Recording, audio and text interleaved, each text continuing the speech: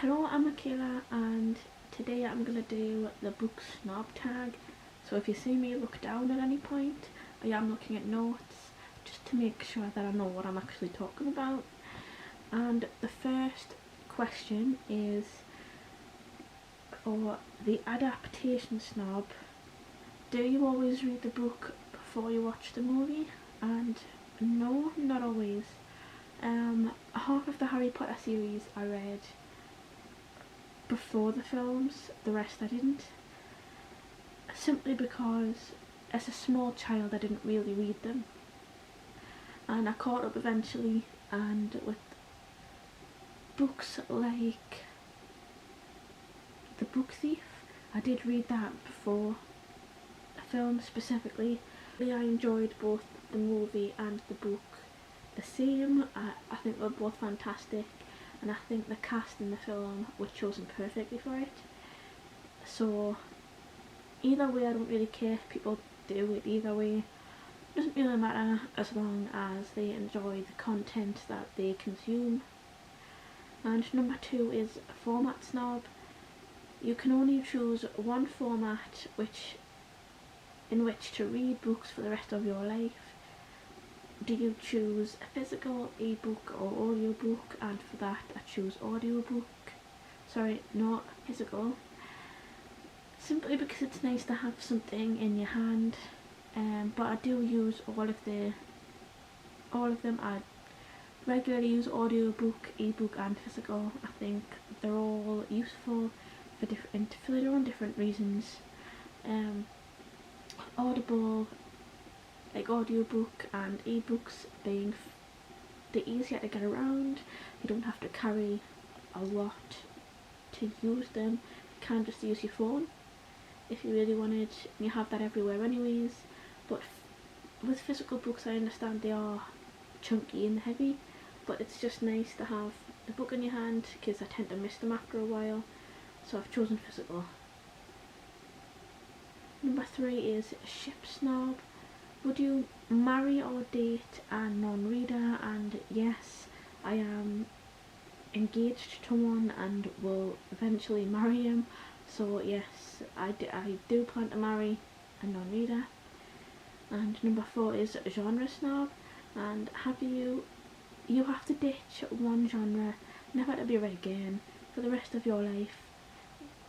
Which do you ditch? And that's probably going to be YA, simply because I read the least of it, really. More than between YA and classics, I read less classics technically, but the older I get, the less I gravitate towards YA, so I'm gonna say YA because I don't get as much value from it as I used to as I was a teenager, so I'm gonna stick with that. Number 5 is over genre snob.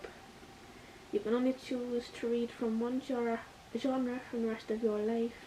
Which do you choose? And I'm gonna go with thriller, simply because I read the most of this and I never really get sick of it, really, and I generally do enjoy them most out of everything that I read.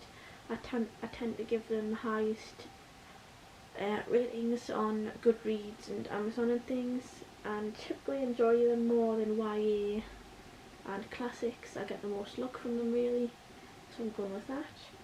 And number 6 is community snob. Which genre do you think receives the most snobbery from the bookish community? And for that I've got 3.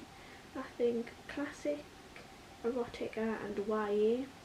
I think YA and classic tend to give each other a lot of kind of crap generally. I think that neither is really needed. They don't think it's got any value, and they give each other a lot of shit because of that, which isn't really necessary. I think classics and YA are very much a valid subgenre of like general reading. It just different people have different taste in them really, and that's usually all it is. But with erotica, a lot of people give it a lot of flack simply because it's sexual, and I don't know why, but there's nothing really wrong with it. It's just that some are written completely rubbish and others are better than others. Like, you know, some of them are, there is a lot of substandard erotica out there, and there is a good bit of well done stuff.